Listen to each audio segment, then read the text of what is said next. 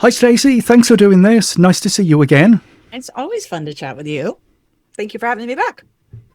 No problem. The last chat was in November, believe it or not, which seems, well, it is a long time ago, really. It's like 6 months ago, isn't it?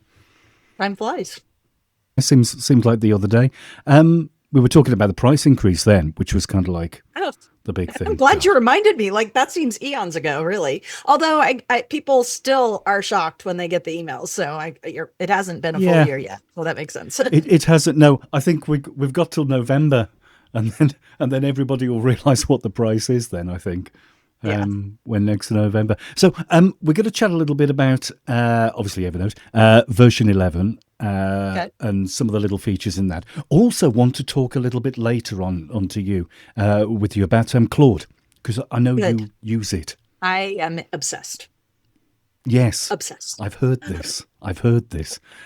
So I want to chat to you a little bit later about that. But first of all, kind of remind folks what you do because like everybody kind of like who's in the Evernote world knows who you are because you've been around forever.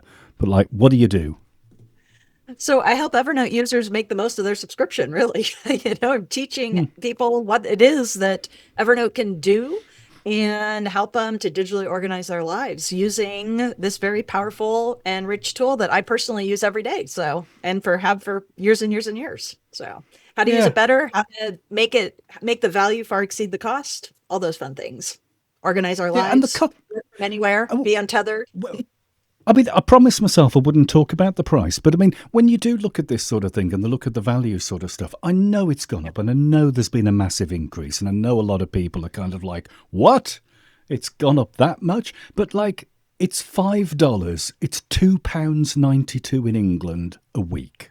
Right. Now, to put it all into perspective, I went to Crewe railway station the other week and I bought a cup of coffee. I had an oat milk decaf cappuccino and it was £4.65. That's more than a week of Evernote. And it's like, I know people hate this comparison with cups of coffee and things like that. Yeah. But if you buy a sandwich, it costs more.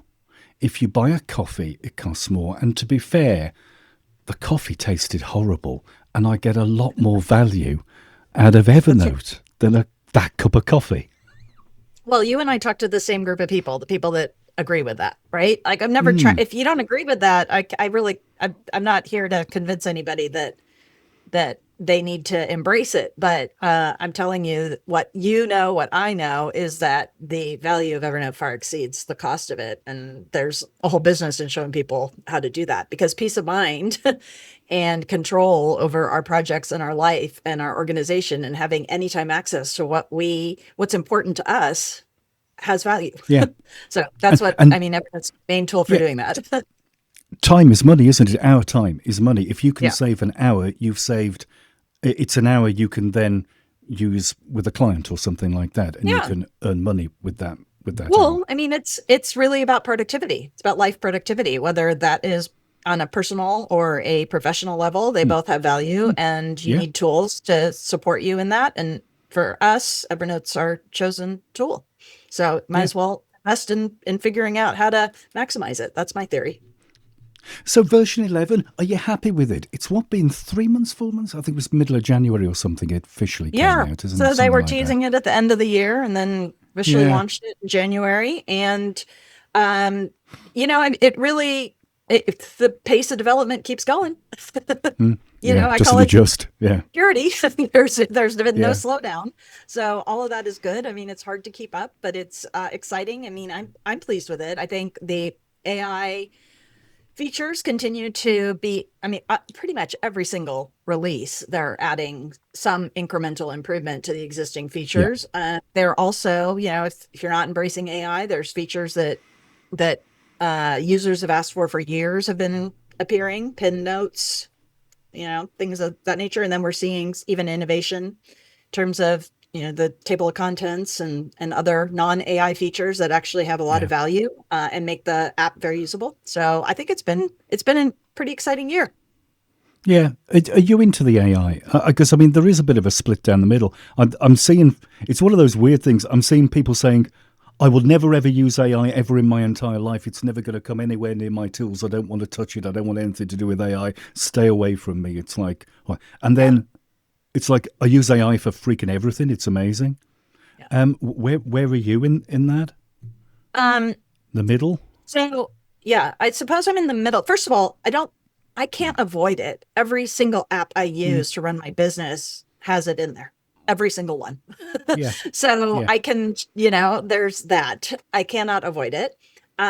If you're an Evernote user that doesn't want to use it, I think that Evernote is an even more valuable tool than others because you have control and you can turn it off. So I think that's a yeah, really important distinction. Like if you want to resist AI, especially third party AI. So you like this just bodes the whole like there's nuances to it, right? So they could use yeah. semantic search. They're using AI, but they're within Sure. Evernote's own Well, AI this is it. engine Yeah, versus yeah, OpenAI. yeah, So like there's these yeah, nuances that people need to understand when they say I'm not using AI, right? Or I'm turning it off.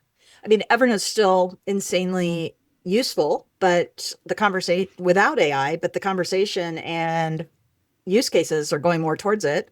Having said all of that, I can tell you I'm not using a lot of Evernote AI personally right. Why not? because I'm using Claude and it's better. Right. Yeah, yeah, So, and the as soon as Evernote will let me um, query it through Claude, that will be a game changer. But yeah. Claude's more powerful. I mean, this is the thing. This is always the thing. Third party tools that focus on a specific thing, whether it be tasks, Sure, calendar, email, sure. chat, now AI, are always, always, always going to be superb to what the Evernote app will offer as a, holistic productivity tool Yeah, set. yeah. So AI is one of those things. It has some value. I'm fine. My community finds value in it. There's one exception. AI meeting notes I use religiously. Same. Religiously. Like I think Amazing. it's a brilliant way for people to get into Evernote, and I think it makes so much sense. It's easy. It's a lot less friction, and it's powerful and it's useful. So I'm using that all the time. But the other features, not as much currently. No, How about, I I think mean, there's and a I know you are. Like, I hear you yeah, talk about all your use cases, and I know that you're using it more than me. yeah. I'm almost using it a little bit more sometimes than ChatGPT because my flavor's ChatGPT. I pay for ChatGPT, um, and I'm sometimes using it more than that. And I also think it's kind of like I think it's how busy your life is. I know with you, you're busy. You have multiple meetings and multiple calls per day. You have multiple things going on. I'm very different in the way I work because I do training consultancy work. So I'll do one job in a day. Okay. So there's only one freaking thing in my calendar. It's like tomorrow, I'm up in Manchester, and that's all I'm doing. 5 o'clock alarm, I'll get back home at 9 o'clock, and that's all I do all day long is that one job, right? I haven't got like 8 or 9 or 10 meetings scattered in between it. I haven't got to collate all this information together and work on multiple projects. So I think for me to do kind of like research, to look back to get summaries of previous work I've done with a client, if I'm going to spend a day with them or something, then I'll go through. But and all those notes are in Ever, so I'll use Evernote AI for that kind of thing. Whereas I Yeah. know with ChatGPT, Claude, that type of stuff, you're connecting up to calendars, you're connecting up to Taskly, connecting up to lots of different apps and bring. I think you have to be busier to do that. Maybe, yeah. What do you think? Really, no, I mean, back to like the value of Evernote is like what I'm finding is that people like you and typically my customers who have a huge repository of data in Evernote are finding, these AI tools become more useful, right? Yeah. Because they can summarize and query large amounts of data and Yes. extract things. Like it's just a more powerful form of search. So Yes. there's a group of people, longtime Evernote enthusiasts, who are really loving the options. I mean, I'm getting posts in my community that say, first really useful AI assistant use case, right? That kind of a thing. And they're finding data from years back and looking really smart, which historically we've been able to do, but now because it can extract meaning, you don't have to have the exact keyword kind of a thing. So they're Yeah. finding real use cases, but I just came off in my newsletter of doing a a 10-week capture series, because the truth of the matter is that AI tools, and notably AI assistant and AI search, aren't going to work if you don't have data in your account. So it really comes Sure. back to, centralizing and getting that information into Evernote. So Yeah. people that have a lot of data in there are finding it useful. I mean, but it's changing. If you talk about AI title, you don't have to have data in your account to benefit from that AI feature, right? We can Sure. auto-generate a title, which has for years been a best practice. Title your Yes. notes, give your note meaningful Yes. title. And the reason Yeah. is you set yourself up for search success, right? So Yeah. now we have automated way to do that. And I can tell you, like, it's just hot off the presses in terms of my use of AI, like coming back to that. I don't know if I've kind of Yeah. deviated from your personal question here, No, no, no, but no, no. the like, I'm just playing with it. It's like a titling function would be really nice. I just have for years been in the habit of titling and what I call title and file my notes. And I have always done this. And my personal use of titling a note is more effective currently than the AI note titler, because I have a naming Sure. convention. Now with memory turned on, where I'm playing with ideas on how to tell Evernote that if it senses that it's a receipt, which is a great use case for me and a lot of people that follow me, if it's a receipt, give it this file form or give it this format in the title. Yeah. And in theory, this will be what these tools can do very shortly. Yes. They're Yeah. kind of working out some hiccups in regards to that, like at the day we're recording this. But quite frankly, when you're watching this, it might work in a week, Yeah. Yeah. Yeah. right? Yeah. Yeah. Yeah. Yeah. Yeah. But It's the whole naming conventions. Because I've had one. Mine has always been who, when, what. Okay, so it's like who yeah, is it? Kind of like, or what is it? When is it? That sanity. So it's like Evernote invoice. I don't know, July 2026, something like that. The only thing I actually need in there really is the month and the year. I'm not bothered about the date. See, I don't. You see, you may, others may, but I mean, I don't really care about the day. If an invoice comes in on the 20th or the 21st or the 30th, whatever, it doesn't get. yeah. It's the July invoice. It's the March invoice. It's whatever, right? So I just need the month and the year in there.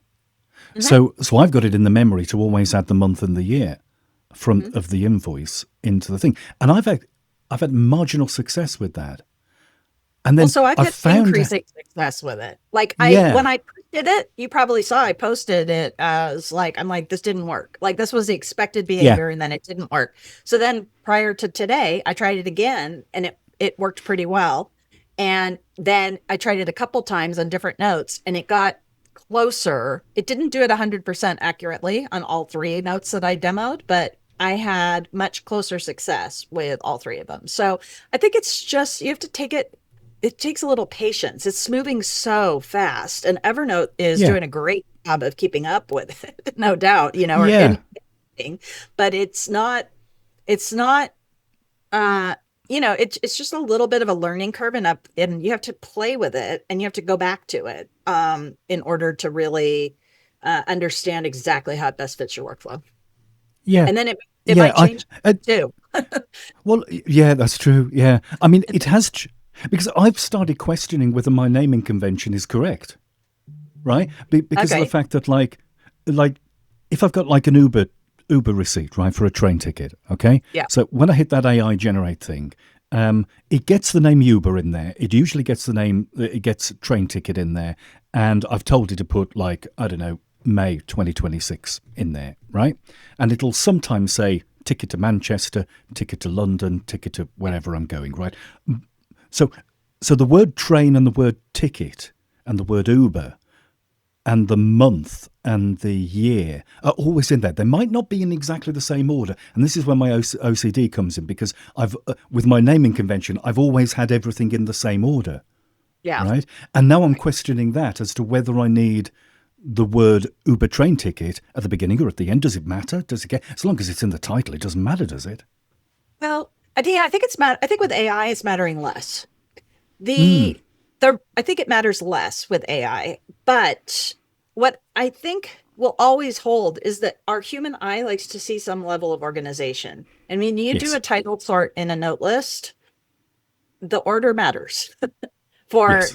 having perceived organization. So I, it's better. I've always said it this way, and AI just is like rocket fuel to this. There's a difference between titling your note and having a naming convention. Okay. So titling your Yes. notes about those keywords in there, naming conventions about what order and consistency you apply a naming convention. So there's a Yes. nuanced difference between the two. And I always think people struggle. They go right to naming conventions and then they don't stick to it because they haven't sorted out what their title is. So I always encourage people to take the first step, which is get your keywords in the title. And I think that AI title is going to do a good job of that happening. And that has value Yeah. because AI can Yeah. search and find, and our eyes can search and find too. So what will happen though is like, I mean, I hate to foreshadow what I expect Claude to be able to do, but I feel like I'm going to be able to go in and tell Claude to then take this set of notes and title it consistently and have it go like that and be done with it. Right. So like, I Yeah. think AI is going to Yeah. be offering us some opportunities for that over time. That'll make things easier. But I think there's always going to be that group of us, you and I, and the people that like what we do, who say, yeah, I'm kind of OCD like that too. I prefer to see it consistent. I mean, I'm the same. I'll take out spaces, John. I'm just like, I can Yeah, see I know. it's like, I so know. I I'm the prefer it that same. I prefer it that way. So it's just, but for some people, I'm spending way too much time doing that kind of thing. AI really has the Yes. opportunity to shorten that workload. Yeah, absolutely. See how it I don't know goes. that I I like answered it. your question. I mean, this is all like an Yeah. open and evolving conversation, but like, I think it's a little bit of both. I mean, I think they're interesting. And I don't think that your title convention's wrong. I think that there's always going to be Yeah. the human eye that wants Sure. to see a subset, and you're going to be happier, or there's a group of us that are going to be happier seeing it all lined up properly. Yeah. The one thing I do like about the AI title generator thing is it uses Evernote's own AI. So it's pretty Right. quick. It's It's internal. not going to open AI. It's internal. It's using its own systems and yeah. I Yeah, find that's it so better. funny how Yeah. the conversation has shifted, though. We're not hearing anybody question if they trust Evernote anymore. Now it's Mm, like we have a bigger evil, which is, Anthropic and Open AI, right? It's like suddenly now everybody's trusting at the yeah. Evernote AI engines when that used to be like, oh, I don't know if I trust Evernote. It's like, this is the thing I think people need to really, really think about is, Mm, do they trust the yes. app? What is the privacy policy that is associated with the app? And this is not Yes. new. It's just that now we've got a whole new layer on it. But I've kind of been observing that lately is like all those, I used to have to deal with that objection all the time. And now it's like, okay, well, at least I'm only going to use Evernote's AI. It's Yeah. like Yeah. versus the outside Yeah. AI too. Kind of Yeah, no, interesting. it's worth remembering, and I think I know it's an argument I always use when folks talk to me about Obsidian, the app Obsidian, and they say, okay, well, Obsidian out of the box doesn't do half of what Evernote does, but if I stick like 15, 20 plugins in, it does pretty much exactly the same as what Evernote does, even though you need a plugin, would you believe it, to underline text. You need to add a plugin to just Yeah. underline text. I mean, it's ridiculous, but anyway. But then once you start adding all these plugins are written by different developers. Okay, Right. so then you bring in a whole bunch of other developers in, and folks are moaning about OpenAI, who Evernote have actually done a deal with. But then you'll get Obsidian, and you'll bring 20 different developers into your notes, and you have no freaking idea who half of these people are and where they are, what they're doing, whether it's a hobby project and that for me is just nightmare.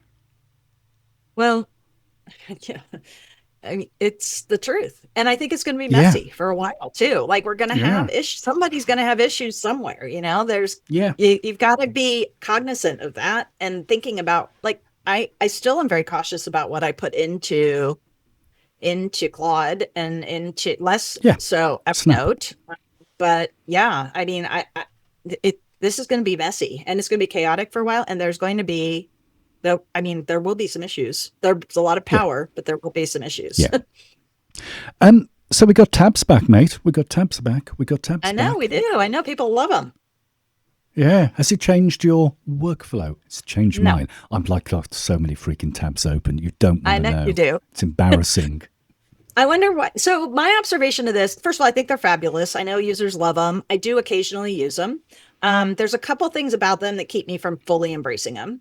Hmm. Notably, what I want, and if Evernote offers me this, I'll probably embrace them more. But what I want is to open a notebook and have that notebook title in the tab. And that is not Yes. possible right now. Yes. So That would be nice.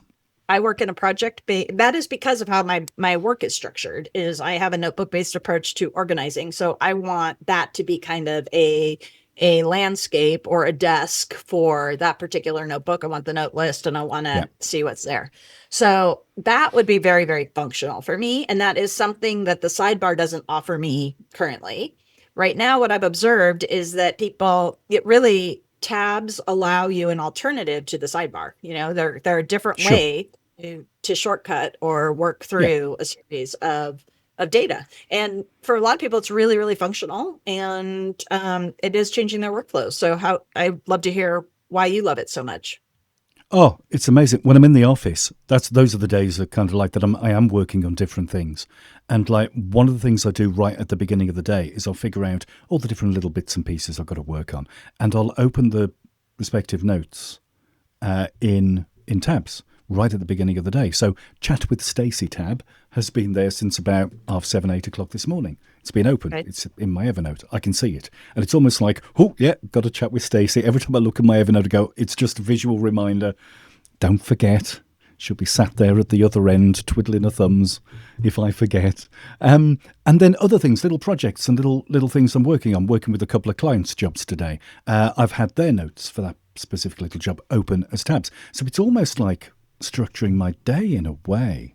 But then I end up opening lots more as well. Were you a shortcuts user much before tabs came back? Yeah, I still am. Yeah, Okay, still how am. do they differ? So, that's what I'm curious about is how your shortcuts differ from you. So, are the tabs? It sounds like the tabs are more like you're in the moment of the day, and your shortcuts are more like frequently accessed across your Yeah. life. Yeah, it is. Yeah, so my shortcuts tend to go to like a project, like go to a notebook. Okay, so like a client's notebook or something like that. But whatever note is at the top, I might not need that note. So it might be a note that's further down. So I'll open that note and that'll stay in the tab. And then I'll open another tab and open another client's notebook. And I usually open my client's notebooks from my shortcuts in the sidebar. And things, or a space if I've got a space for some of the bigger clients. So it's almost like I suppose it's like another level down, if that makes sense. That makes sense. Yeah. Mm-hmm. Yeah. So for example, if I need 2 or 3 notes open to do a project with a client, I'll open their notebook in the sidebar, but then I'll open the individual notes I need for that job in separate tabs. Makes sense. I think I see the value in it for sure. For some, my use cases just don't fit that way. I find I like opening the notes in their own window. I think I navigate away from the tab accidentally so much, and it's probably just rooted in muscle memory. I'm so used to using that back or something of that nature that I end up never really having the tab that I intended to have stay there. Pin tabs are a little bit are a little more helpful, but I don't love that they collapse. So it's just preference, and I'm in a muscle memory situation where it's going to be harder to change my behavior. I can see why people enjoy them. It's very familiar. It's functional. It makes a lot of sense. They keep iterating on it. I mean, the ability to now like even drag and drop pin tabs is really nice. I see the value. Sure. Yeah. I think it's because it's close to the browser. It's very close to how I use my browser. So I've got project management time tracking software, and that's always pinned to the top left-hand corner of my browser. Okay. Yeah. And whenever I start working on a client's job, I hit start and then I hit stop and then I can bill them. In Evernote, at the top left-hand corner of my tabs, pinned is the task kingdom. So I can always just go to my tasks. Yeah. Whenever it makes I want perfect to. sense. Yeah. I love it. I get it for sure. And it's just another example of how flexible Evernote is and how you can structure workflows in so many different ways. So, again, the view I take is that there's not a right or wrong. It's just really interesting to hear how people are gravitating and using the tools. Yeah, we need colored tabs next. That I agree totally. That's how I think a pin tab should be designated, is by a color. Yeah. Or an emoji. Or something like that, or an icon. Yeah, that would be cool. Little icon or something. One of the other big sort of like features of version 11 was a meeting transcriber recorder malarkey thingy. It's really good. I think it's really freaking good. I've actually cancelled a subscription. I used to subscribe to Otter, and I cancelled that because I can just use freaking Evernote now. It's really good. It is really good. I use it every day. Yeah. Do you record kind of like every meeting, transcribe pretty much everything now? Most of them. I mean, for me, I think this is rooted in the fact that I really do use the calendar integration, my Google Calendar integration with Evernote. So I Same. certainly do. I do maximize and have always opened my my Google Calendar. Like, kind of, I have my suite of tabs that are open when I start my day, and Evernote's included in that. And as is Gmail and Google Calendar. But I do sync Google Calendar a few layers of meetings that I would be more prone to record. So Yeah. often it's around learning.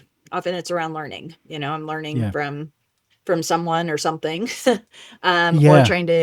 or trying to brainstorm with others. And I don't work with one-on-one clients. I work inside my community, so there's less use cases in terms of dealing with my clients. But in terms of learning or Sure. attending webinars and some of those things, I mean, I'm using it daily, and it's really So you're functional. picking up.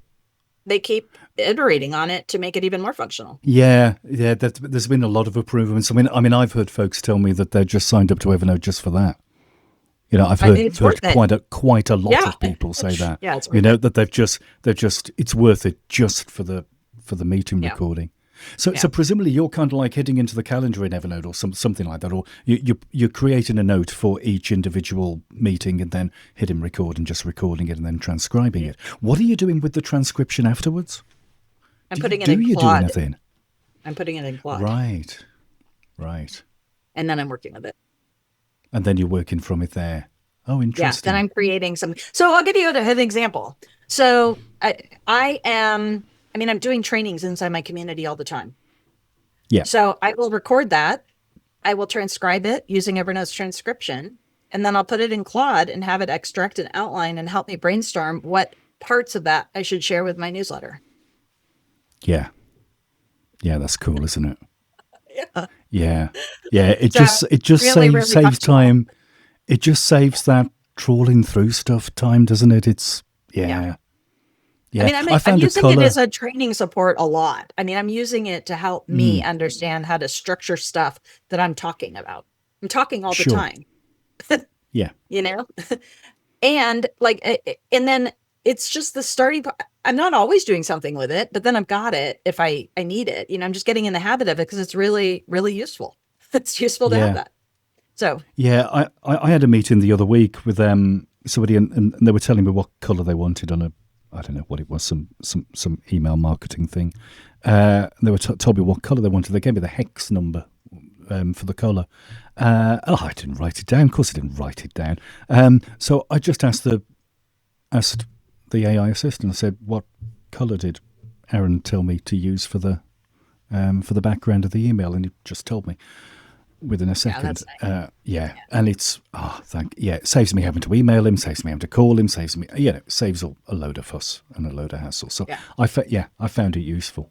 Same as you recording I everything. wish they would improve the end point though. I consistently forget to turn it off. Consistently. Ah, I mean, I will come to it that I had a chat on Friday with somebody that we recorded the session, and I came into and I worked on my computer this weekend, and I came this morning and I had it open, and I have a 67-hour recording. lovely. So Yeah, there's I feel that this will come. Like, this is the type of thing that I expect will muscle come. memory, isn't it? Yeah, Yeah, but like tools like Zoom do this really well. They'll tell you that, to stop, kind of a thing. yes, And I think yeah. And Evernote, stop. Yeah, they know the need, and I look forward to the day that it's in there, because like a 67-hour recording is a little that's no excessive. good. Just a little bit. Yeah, yeah. What about some of these little smaller things that they brought Yeah, out? Things like call outs, floating table of contents, the yeah, mermaid a lot of them. charts, which I think are cool. You're using them. You're doing much with them. I mean, I your like the client? call outs.